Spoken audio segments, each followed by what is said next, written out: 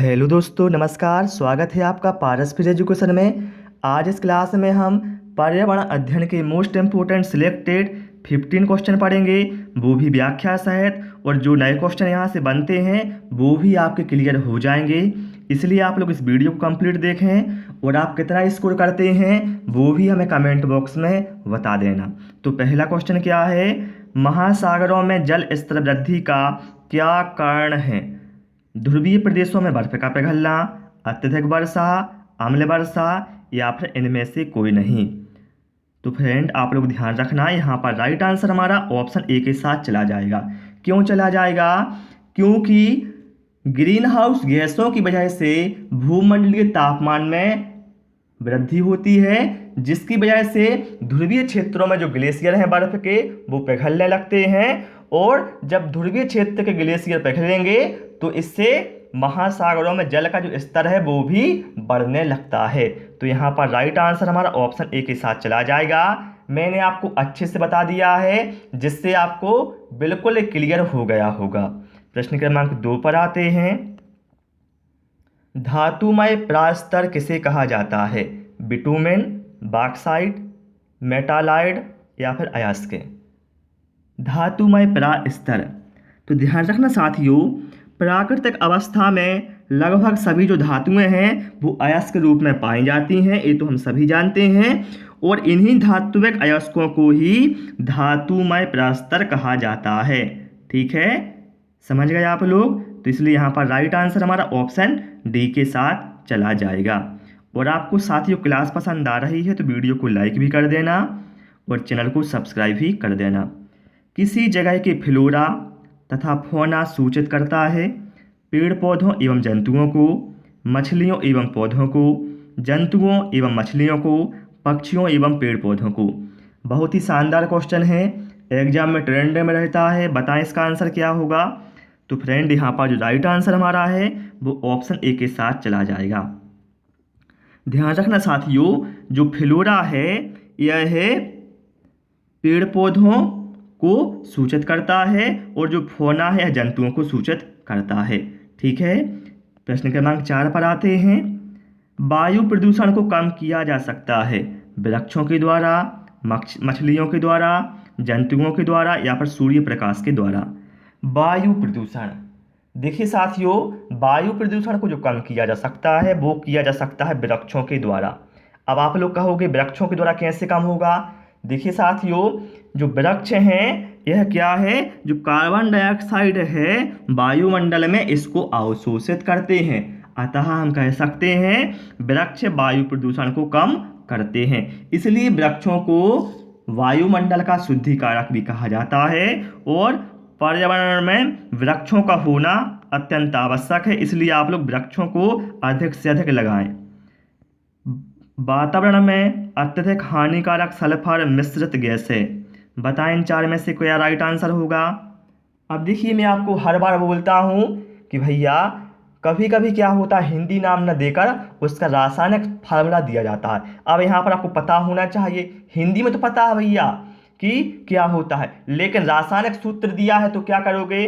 तो ध्यान रखना, वातावरण में अत्यधिक हानिकारक सल्फर मिश्रित गैस है वो है सल्फर डाइऑक्साइड। कौन सी है? सल्फर डाइऑक्साइड, जिसका फार्मूला SO2 होता है।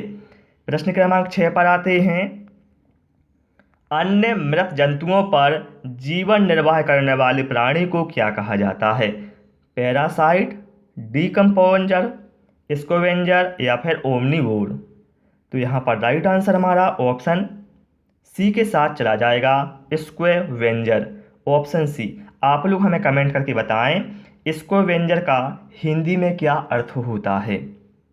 प्रश्न क्रमांक 7 पर आ जाते हैं। अधिकतर पेड़ पौधे पाए जाते हैं स्थलमंडल में, जलमंडल में, वायुमंडल में या फिर प्रकाश मंडल में। देखिए साथियों, यहाँ पर जो राइट आंसर हमारा है वो ऑप्शन ए के साथ चला जाएगा। अधिकतर पेड़ पौधे स्थलमंडल में पाए जाते हैं। प्रश्न क्रमांक 8 पर आते हैं। कौन जीवीय कारक नहीं है? जीवीय कारक क्या होते हैं? जिनमें जीव होता है ना? तो जैसे पेड़ पौधे भैया जीवीय कारक हैं, जंतु भी जीवीय कारक हैं, सूक्ष्म जीव भी जीवीय कारक हैं। लेकिन ऑप्शन डी में क्या है, परास्तर। परास्तर का मतलब होता है पत्थर। तो भैया जो परास्तर है यह जीवीय कारक नहीं है, बल्कि यह एक अजैविक कारक होता है। तो यहाँ पर राइट आंसर हमारा ऑप्शन डी के साथ चला जाएगा। प्रश्न क्रमांक 9 पर आते हैं, और आप सभी लोग भी जितने आपके पास व्हाट्सएप ग्रुप हैं उन पर भी इस वीडियो को शेयर भी कर दिया करें। चलिए, निम्न में से कौन विश्व ऊष्मायन का कारण है? विश्व ऊष्मायन मतलब क्या है? Global warming. ठीक है, कन्फ्यूज मत होना इसमें, इसको इंग्लिश में कहा जाता है ग्लोबल वार्मिंग। जल प्रदूषण, मृदा प्रदूषण, वायु प्रदूषण या फिर ध्वनि प्रदूषण। तो ध्यान रखना, यहाँ पर राइट आंसर हमारा ऑप्शन सी के साथ चला जाएगा, वायु प्रदूषण। क्योंकि जो ग्रीन हाउस गैसें होती हैं इसी की वजह से क्या होता है, हमारा जो भूमंडल का तापमान है वो बढ़ता है। अतः हम कह सकते हैं कि वायु प्रदूषण की वजह से जो गैसों की सांद्रता बढ़ती है, मतलब जो ग्रीन हाउस गैसें हैं इनकी जो सांद्रता है वो वायु प्रदूषण की वजह से बढ़ती है, जिसकी वजह से क्या है, ग्लोबल वार्मिंग होता है। तो यहाँ पर राइट आंसर हमारा ऑप्शन सी के साथ चला जाएगा। प्रश्न क्रमांक 10 पर आते हैं, पारिस्थितिकी तंत्र का उदाहरण है वायु, तालाब, जल या फिर मृदा। बताएं यहाँ पर राइट आंसर आप लोग क्या होगा? तो यहाँ पर राइट आंसर हमारा साथियों ऑप्शन बी के साथ चला जाएगा, तालाब।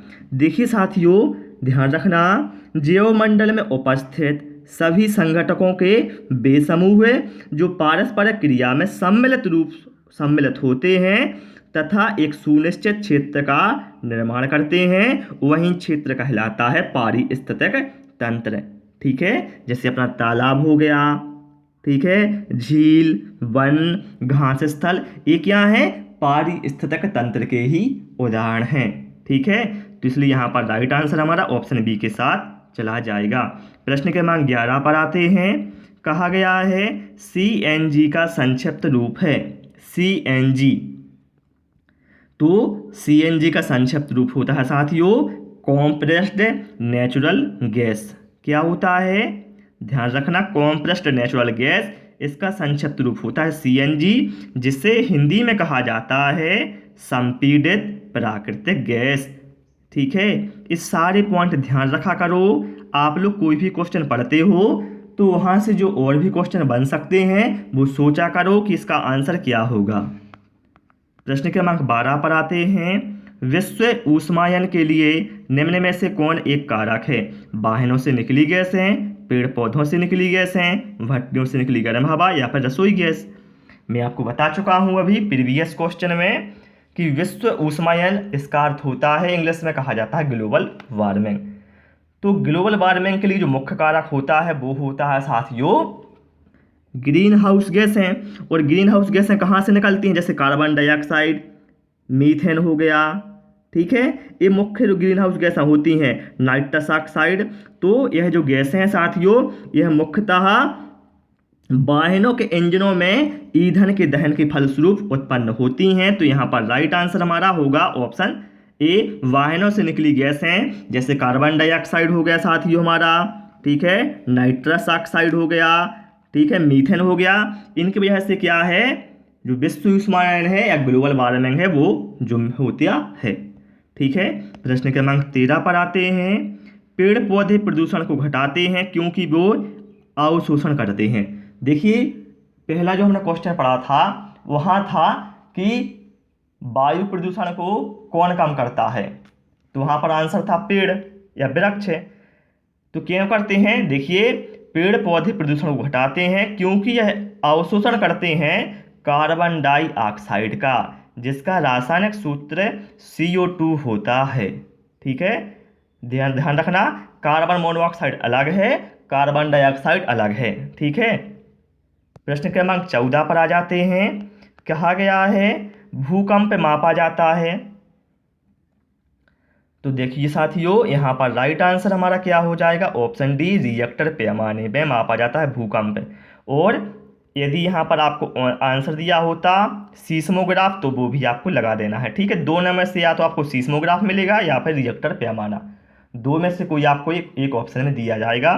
ठीक, सीस्मोग्राफ या फिर रिएक्टर पैमाना रिएक्टर स्केल। कीटनाशकों के अत्यधिक इस्तेमाल से होगा वायु प्रदूषण होगा, ध्वनि प्रदूषण होगा, जल प्रदूषण होगा या फिर इनमें से सभी होगा। तो साथियों जो कीटनाशक हैं इनकी वजह से होगा जल प्रदूषण। क्या होगा? जल प्रदूषण। देखिए साथियों ध्वनि प्रदूषण तो हो ही नहीं सकता, इतना तो आप लॉजिक लगा सकते हैं। तो जब बी आंसर नहीं होगा हमारा तो भैया इनमें से सभी भी नहीं होगा, है ना। तो आप लोग एग्जाम में वहाँ पर ऐसे ऑप्शन को अलग भी कर सकते हैं, ठीक है। तो साथियों आज हमने 15 क्वेश्चन पढ़ लिए हैं व्याख्या सहित। आपको हमारी क्लास कैसी लगी कमेंट करके अवश्य बता देना। क्लास पसंद आई हो साथियों तो वीडियो को लाइक करें, दोस्तों के साथ शेयर करें और नए नए वीडियो पाने के लिए साथियों चैनल को सब्सक्राइब करें। Thanks for watching this video.